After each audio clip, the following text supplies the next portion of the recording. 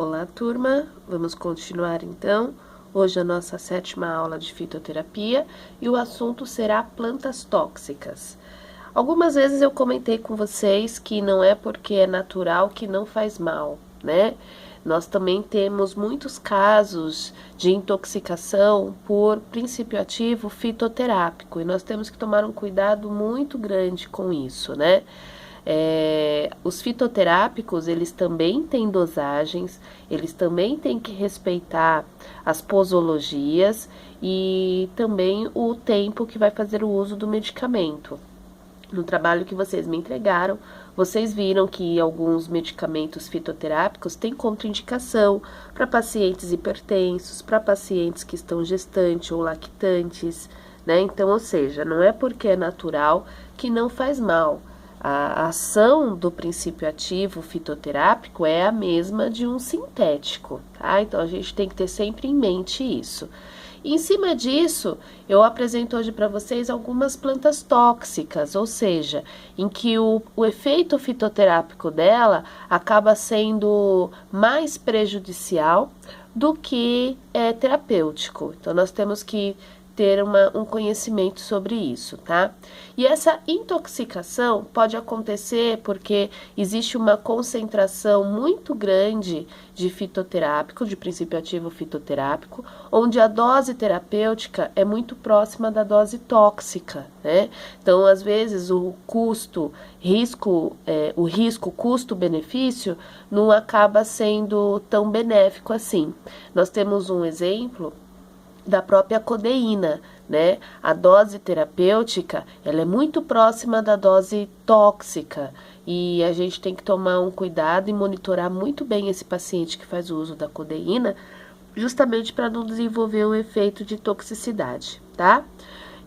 O efeito tóxico, ele pode ser tanto nocivo, o que seria nocivo? Prejudicial, quanto deletério. Ou seja, pode trazer o óbito para o paciente. Então, a gente tem que sempre estar monitorando esse paciente que faz o uso de alguma medicação fitoterápica. Como que acontece essa intoxicação? Ela pode ser na forma de via oral, ou seja, através de chás, né? O paciente faz o uso de um chá, a gente já até comentou em sala sobre o chá de cogumelo, né? Então, nós sabemos que o cogumelo, ele tem esse efeito alucinógeno, por exemplo.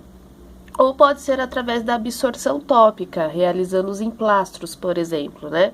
Os índios fazem muito essa realização de emplastros, onde se faz uma trituração da planta, né, do órgão da planta, e pode fazer, então, o uso tópico, lembrando que a pele tem uma absorção, vai cair na corrente sanguínea e pode desenvolver o efeito de toxicidade, tá? É importante também lembrar para vocês que, geralmente, essas intoxicações acontecem de forma acidental, principalmente com criança e principalmente com animais, né? Animais que acabam comendo a planta in natura ou crianças, né, que acabam colocando a mão na folha, arrancando as folhas, os frutos, as folhas, as florzinhas e acabam ingerindo sem querer e isso pode ocasionar um efeito de toxicidade, tá? Então, olha só, quais são os principais efeitos tóxicos, né, que a gente pode perceber que estamos lidando com um princípio ativo fitoterápico tóxico. Então, olha só, aumento da frequência cardíaca, que é a taquicardia, ou diminuição da frequência cardíaca, que é a bradicardia. Então, a gente tem uma alteração da frequência cardíaca. Sudorese, paciente acaba transpirando demais. Cianose, então é a diminuição do oxigênio na corrente sanguínea, o paciente começa a apresentar lábios escuros, as pontas dos dedos ficam arroxeadas, a pele fica fria, então isso são efeitos de cianose.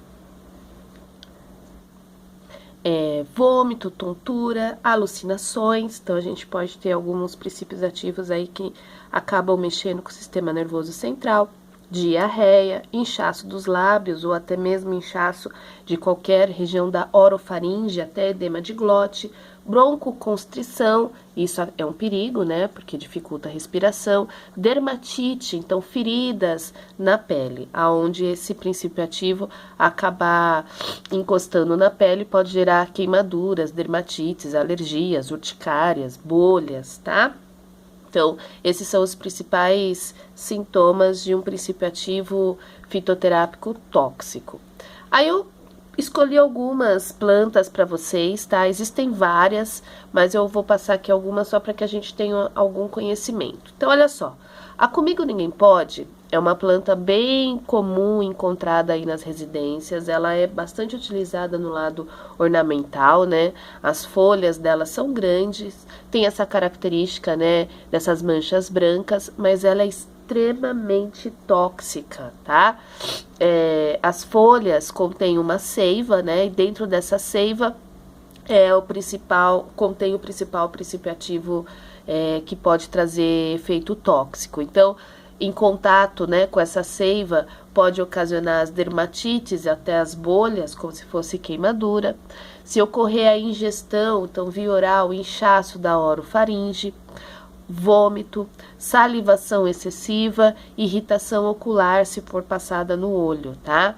Então, tem que tomar muito cuidado, a gente vê essa planta muito comumente nas casas, nos comércios, quem tem criança pequena tem que ficar sempre em observação, ou até mesmo animais, tá? É muito comum o animal querer comer essas folhas, ou até mesmo caule, e acabar tendo esses efeitos tóxicos.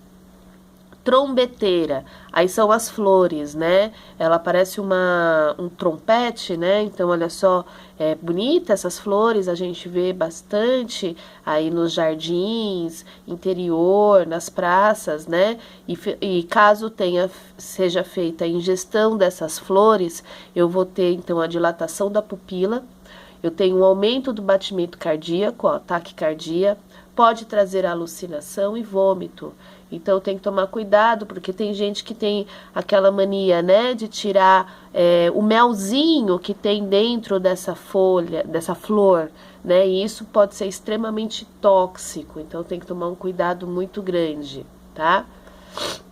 A maconha, né, eu acho que todo mundo já sabe, a maconha é considerada uma droga, né, mas existem aí uma pesquisa, alguns fundos terapêuticos, aonde que o princípio ativo das folhas da maconha pode ser utilizado de forma benéfica. Mas a gente sabe, então, que o princípio ativo que está presente nas folhas, caso seja feito uso, né, pode trazer um processo aí de depressão, desorientação, tremor, convulsão, dilatação da pupila, fotofobia, né? Então, o que seria fotofobia? Sensibilidade à luz, tá? Então, a maconha, ela tem os seus princípios ativos aí de forma tóxica, porém, está sendo bastante utilizado, pesquisado no tratamento de pacientes com dores, esquizofrenia.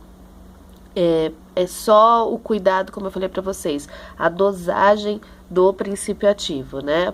O princípio ativo tem que ter um efeito benéfico maior do que seu efeito nocivo.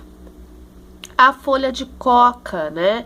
Da folha da coca nós extraímos a cocaína, outra droga aí também de efeito nocivo. A cocaína, ela tem um excelente efeito analgésico, porém foi utilizada aí de forma errada pelo homem, hoje em dia é considerado droga.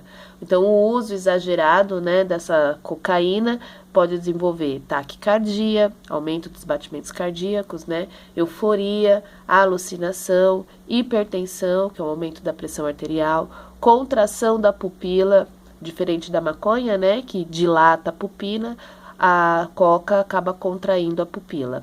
Tremores, sudorese, né, o paciente acaba transpirando demais e pode trazer a óbito, né, numa overdose. Então, aí estão as folhas da coca, para quem nunca tinha visto, tá? Nessa fotinho de baixo, ó, ela é uma planta, não é muito alta, né, como se fosse um arbusto, bastante cultivada na região do Peru, do Chile, da Bolívia. Nessa região eles fazem muito chá da folha de coca, né? Serve como analgésico. Tem alguns que até mascam a folha da coca, né? Para desenvolver esse efeito de analgesia. Aqui no Brasil é proibido. Mamona, olha só, né? Quem nunca viu mamona? Da mamona, do fruto e da semente da mamona, nós extraímos o óleo de rícino, tá? Então fica aí a informação. E mais um exemplo, tá? De que a dose terapêutica é muito próxima da dose tóxica. Então, se fizermos o uso exagerado, né, desse óleo de rícino, a gente acaba desenvolvendo o quê? Cólica, diarreia, até por isso o óleo de rícino ele é utilizado como laxante. Hoje em dia, na indústria de cosmético, ele está sendo utilizado para hidratação do cabelo, né? Fortalecimento do bulbo capilar e hidratação da fibra capilar. Mas o principal efeito farmacológico do óleo de rícino é laxante. Então, olha só, novamente, a dose terapêutica muito próxima da dose tóxica. Então, isso pode trazer um efeito de toxicidade. Deixo aqui, né, a informação de que quem tem bronquite ou asma deve evitar o uso, né, de via oral do óleo de rícino, porque ele pode trazer, ó, broncoconstrição, né? Então, fica como uma observação, tá? Então, posso tirar o óleo de rícino, principalmente dos frutos e da semente, mas das folhas também da mamona, tá? Então, tem esse efeito de toxicidade de muita cólica e diarreia. E o copo de leite, que ele é bastante utilizado também nos jardins, em decoração de festas, né? O seu efeito tóxico está aí se ocorrer a ingestão das folhas ou das flores, tá? Pode ocorrer um inchaço da orofaringe, uma dificuldade em engolir, vômito, diarreia, irritação ocular se passar nos olhos, né? Então é uma flor muito bonita, né? Tem muita gente que tem no seu jardim, nas decorações de festas utilizam.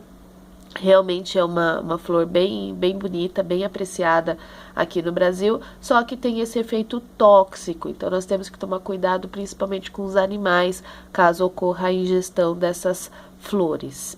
Tudo bem? Era sobre isso que eu queria passar para vocês. Caso de dúvida, podem me chamar no WhatsApp ou deixe perguntas no chat e a gente vai respondendo, tá bom? Obrigado, gente. Até mais. Tchau, tchau.